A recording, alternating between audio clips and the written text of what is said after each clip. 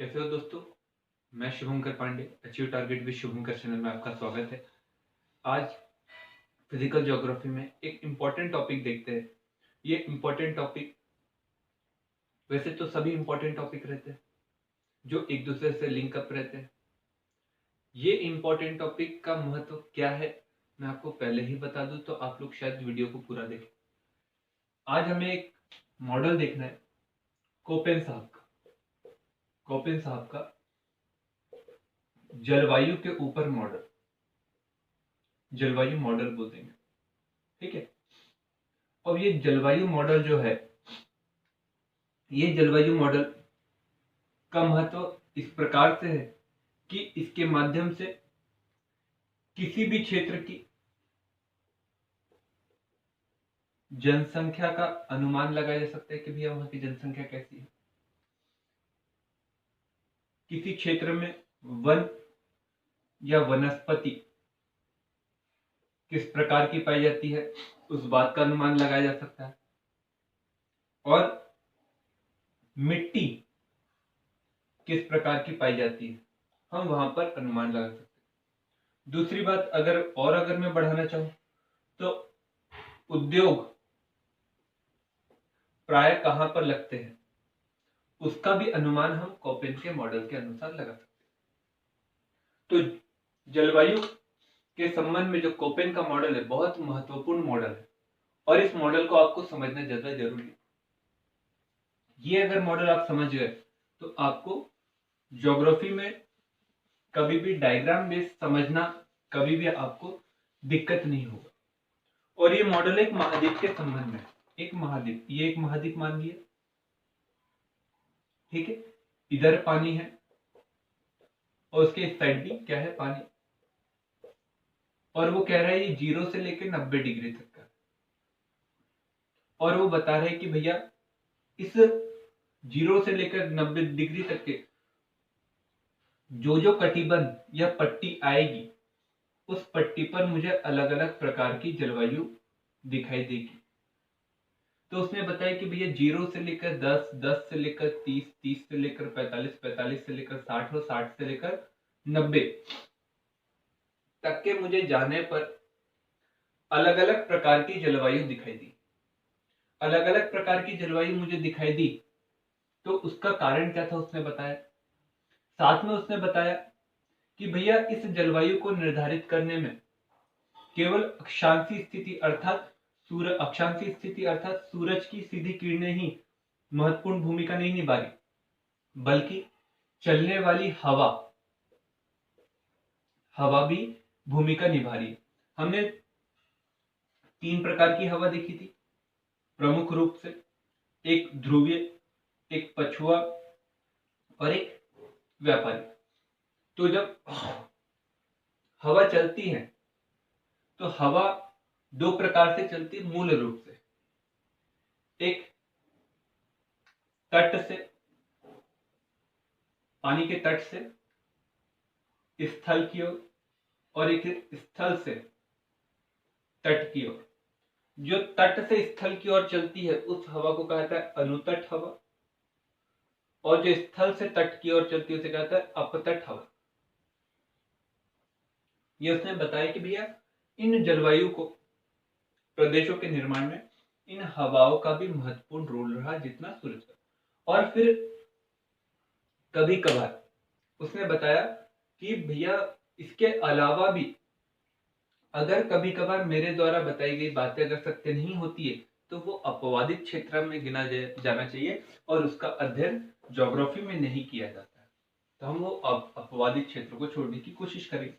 तो आज हमें कोपेन साहब का जलवायु से संबंधित, जलवायु कटिबंध से संबंधित मॉडल के कुछ अक्षांश को समझने की कोशिश करेंगे, और कुछ अक्षांश को समझने के बाद में आपको बहुत सारी बातें क्लियर हो जाएगी कि भैया एक महाद्वीप रहता है, चाहे आप एशिया लो, चाहे आप उत्तरी अमेरिका लो, चाहे आप दक्षिण अमेरिका लो, चाहे अन्य आप कोई महाद्वीप लो, आपको क्लियर होते चलेगा कि भैया कोपेन ने जो बात बोली वो कहीं ना कहीं यहाँ पर फिट बैठ रही है। तो उसने क्या कहा, एक उसने बड़ा सा चार्ट बनाया, और उस चार्ट में उसने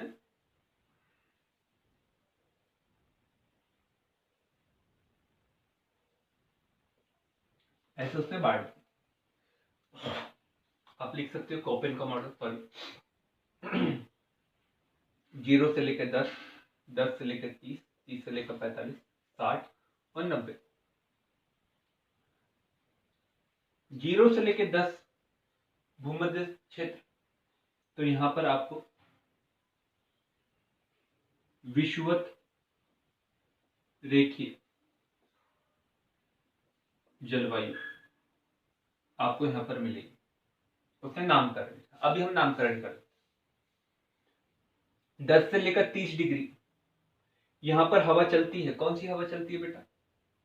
व्यापारिक पवनें। व्यापारिक पवनें उत्तरी गोलार्ध में किस दिशा से चलती है? उत्तर पूर्व से लेकर दक्षिण पश्चिम तक है। मतलब यहां से इधर हवा आती है, ऐसी हवा आती है, क्योंकि ऊपर में क्या रहते हैं यहाँ पर हाई प्रेशर। और आपको पता है स्थल जल्दी गर्म होता है, जल्दी ठंडा होता है, तो हवा ऐसी आती है ग्रीष्म ऋतु के समय में।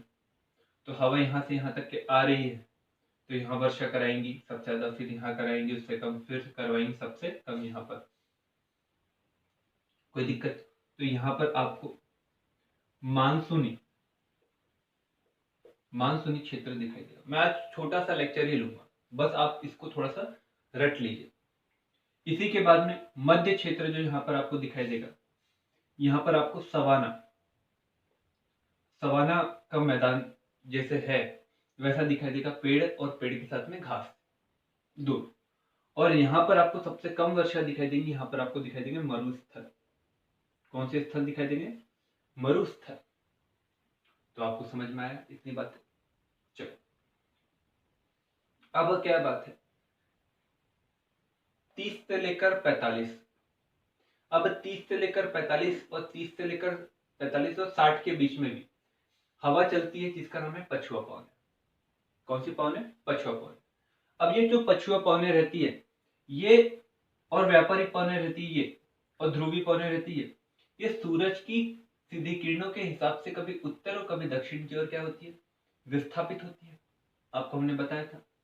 तो भैया जब गर्मी की ऋतु रहेंगी तो स्वाभाविक रूप से गर्मी की ऋतु के समय में आपको यहाँ पर, मैं अभी बता रहा हूँ, गर्मी की ऋतु के समय में यहाँ पर आपको दिखाई देगा कि यहाँ पर व्यापारिक पवनों का प्रभाव रहेगा। और व्यापारिक पवनें किस ओर से चलती है? इस ओर से चलती है। तो यहाँ से इस तरफ आपको वर्षा होते दिखाई देंगी, पर कम मात्रा में ग्रीष्म ऋतु में। तो इसे कहा जाता है चीन तुल्य। कौन सा जलवायु प्रदेश कहा जाता है इसे? चीन तुल्य। 30 से लेकर 45 तक का जो रहता है एक महाद्वीप के पूर्व का क्षेत्र, उसे कहा जाता है चीन तुल्य। बीच वाला क्षेत्र इसे स्टेपी, और इसे कहा जाता है भूमध्य सागरीय क्षेत्र।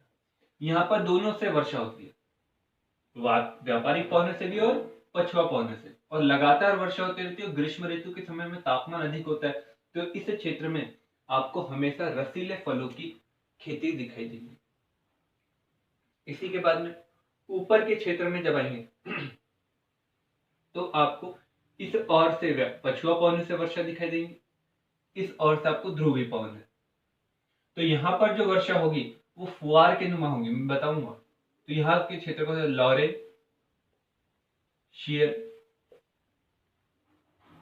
लॉरेंशियन क्षेत्र। बीच वाला जो क्षेत्र है ठंडा किस्म का रहता है, तो इसे कहते हैं साइबेरियन। और इस प्रकार के क्षेत्र को कहा जाता है जहां पर लगातार वर्षा होती रहती है, तो इस प्रकार की वर्षा को कहा जाता है शीत ऋतु में वर्षा होती है, इसे कहा जाता है ब्रिटिश तुल्य। कौन सा? ब्रिटिश तुल्य। और इसके ऊपर में आता है टुंड्रा। ये बस आप बातें थोड़ा सा याद रखें, इसलिए मैं आज लेक्चर बनाए कि भैया आज थोड़ी सी बातें अगर बच्चों क्लियर हो जाए कि कौन कौन से क्षेत्र रहते हैं, अपतट किसे कहता है, अंतट किसे कहा जाता है, ये अगर पता रहे तो नेक्स्ट लेक्चर, एक बड़ा लेक्चर मैं बनाने की सोच रहा हूँ, उस लेक्चर में हम पूरी की पूरी बातों को ऐड कर लेंगे। और जब ऐड कर लेंगे पूरी की पूरी बातों को एक ही लेक्चर में, तो क्लियर होते चलेगा। नहीं तो एक लेक्चर में अगर नहीं आएगा, आधा आधा आएगा, तो समझ में नहीं आता। इसलिए एक लेक्चर में बनाने की कोशिश कर रहा हूँ, तो आप लोग इन पूरे डायग्राम को बनाने की कोशिश करिए। तो ये अगर ये डायग्राम आपको बन जाए, थोड़ा सा समझ में मैंने समझाने की कोशिश की, अगर समझ में आ जाए तो अच्छी बात है, नहीं तो नेक्स्ट लेक्चर में तो आपको आ ही जाएगा। यदि आपको वीडियो अच्छा लगा हो तो जरूर उसको लाइक करिए, चैनल को सब्सक्राइब करिए। वर्षा ऋतु आ चुकी है तो पेड़ पौधों लगाने के लिए सचेत रहिए, ठीक है। तो अभी वर्षा ऋतु का धीरे धीरे आगमन हो रहा है, प्री मानसून शुरू हो चुका है। आपको मानसून भी बताएंगे, उसका महत्व भी बताएंगे, और आप पेड़ पौधे लगाइए तो हम उसका पर्यावरणीय महत्व भी आपको बताएंगे। तो पेड़ लगाइए, पर्यावरण को हरा भरा करिए, ऑक्सीजन की मात्रा को बढ़ाइए और कोरोना के इफेक्ट को कम करने की कोशिश करिए। Thank you.